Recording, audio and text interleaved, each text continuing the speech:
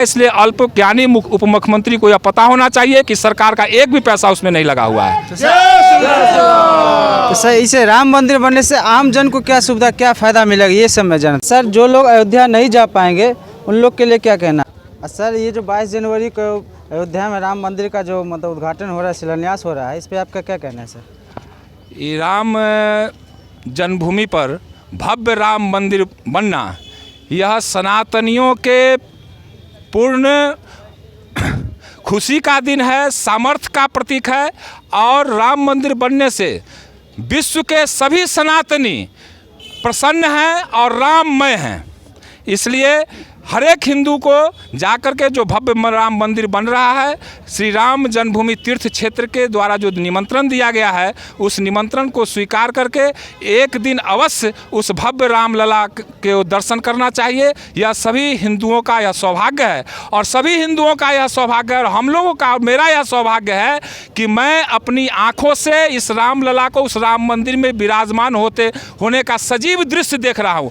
मैं तो भाव विभोर हूँ, कुछ कहने लायक नहीं हूँ, क्योंकि इस राम जन्मभूमि के आंदोलन से मैं 30 वर्षों से जुड़ा हुआ हूँ। जिस समय से कार सेवा बलिदानी जत्था और वहाँ हम लोग कार सेवा भी करने गए थे, वहाँ जो भारत माता के कलंक पर बाबरी मस्जिद का जो कलंक था उसको हम लोग ढहते हुए देखा था और आज भव्य राम मंदिर बनते हुए देख रहा हूँ। यह मेरे सौभाग्य का विषय है और मैं अपने आने वाले संतति को ही बता के जाऊँगा कि तुम्हारे पूर्वज, तुम्हारे माता पिता उस राम मंदिर के बनने के गवाह थे और राम मंदिर को अपने आँख से बनते हुए देखा था। इस बात को मैं अपने संतति को भी बता के जाऊंगा, ऐसी मेरी आशा और अपेक्षा है। सर, जैसा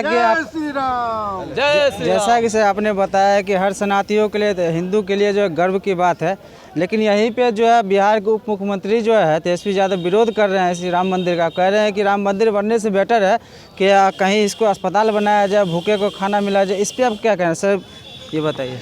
हमारे राज्य के उप मुख्यमंत्री लगता है कि अल्पज्ञानी हैं, क्योंकि उनको पता नहीं है कि राम मंदिर बनने से कितना रोजगार उत्पन्न हुआ है। वह पर्यटक, विश्व का एक महत्वपूर्ण पर्यटक क्षेत्र बन गया है। वहाँ एयरपोर्ट बन गया है, वहाँ लाखों का रोजगार सृजन हुआ है।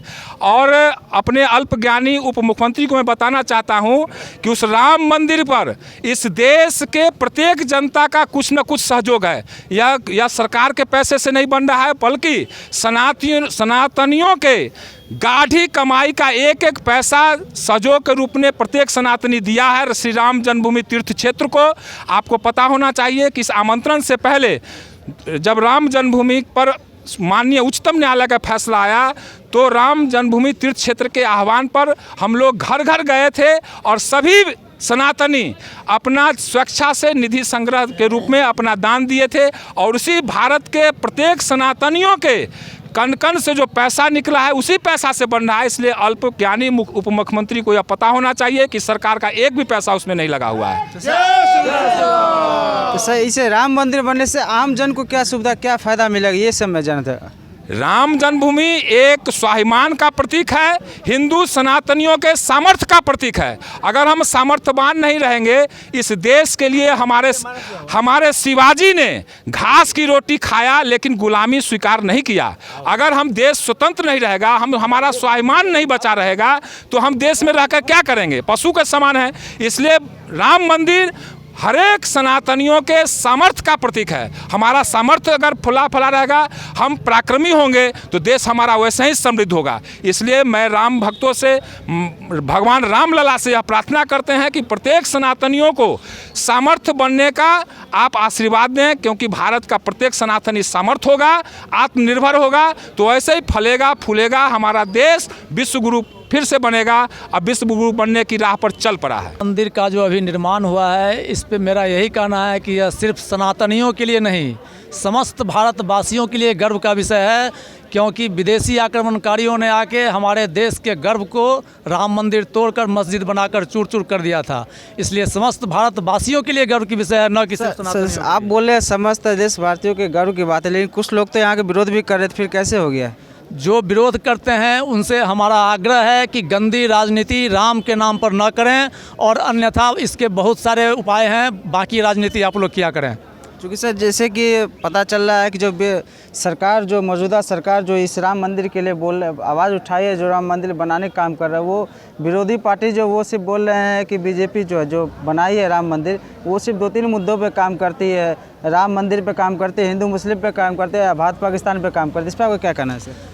जब इतना पता नहीं है उनको कि ये राम मंदिर किसने बनाई है, कोई बीजेपी राम मंदिर नहीं बनाई है। राम मंदिर भारत के एक एक जनता मिल के बनाया है, ना कि इसमें किसी पार्टी का योगदान है या राजनीतिक इसमें कोई। बिहार के उप मुख्यमंत्री ने स्टेटमेंट दिया है सर। बिहार के मुख्यमंत्री को भी बहुत उप मुख्यमंत्री वही उप मुख्यमंत्री हो या मुख्यमंत्री हो, दोनों को अभी बहुत पढ़ने की ज़रूरत है और इतिहास का पूरा अध्ययन करें, उसके बाद कोई अपना स्टेटमेंट दें। सर जो लोग अयोध्या नहीं जा पाएंगे उन लोग के लिए क्या कहना है आपका सर? यही कहना है कि जैसा कि कहा जा गया है प्रशासन के द्वारा कि 22 जनवरी के बाद सब लोग एक एक करके अयोध्या जा सकते हैं। हाँ, जत्थे में नहीं जाएं, लेकिन एक एक करके जाना जरूरी है, चूँकि हम लोगों के सभ्यता और संस्कृति का पुनरुदय हुआ है। इसलिए 22 के बाद हम लोग जाएंगे एक एक करके, जत्थे में नहीं जा करके। कोई प्रशासन को कोई दिक्कत नहीं पहुँचावे और वहाँ पहुँचें एक एक करके 22 के बाद। उस दिन क्या कर पाएंगे सर? आप बोलेंगे। हाँ, नहीं पहुंच पाएंगे वो लोग क्या? हाँ, जो लोग नहीं पहुंच पाएंगे उस दिन, तो पहले तो सर्वप्रथम तो टेलीविज़न से हम लोग घर पर में ही रह करके देखेंगे कि क्या व्यवस्था है, कैसे चल रहा है, स्थापना कैसे हो रही है भगवान की। और उसके शाम को संध्या काल में हम लोग अपने अपने घर पर में दीप जलाएंगे, दीप प्रज्वलित करके श्री राम का स्वागत करेंगे कि पुनरागमन हुआ है। चूँकि जो आक्रांताओं ने उन्हें ख़त्म कर दिया था, उसको फिर से एक बार हम लोग ले आए हैं और स्थापित किए हैं श्री राम भगवान को। और उनके लिए, उनके स्वागत के लिए हम लोग दीप जला करके, फूल माला सजा करके और स्वागत करेंगे अपने घर पर ही रह करके। अच्छा, ये राम मंदिर जो बन रहा है इसका श्रेय किसको दे रहे हैं आप? राम मंदिर बन रहा है उसका श्रेय सारे भारतवासियों को जाता है। सारे भारतवासियों जो आदिकाल से लगे हुए हैं, सनातन धर्म के जितने भी अनुयायी हैं, वो शुरू से ही लगे हुए हैं इस काम के लिए। और इसमें पहले से बलिदान भी लोगों ने दिया है और उनके बलिदान के परिणाम स्वरूप ही ये मंदिर आज भारतवासियों के बीच बन करके तैयार हुआ है और उसका उद्घाटन है।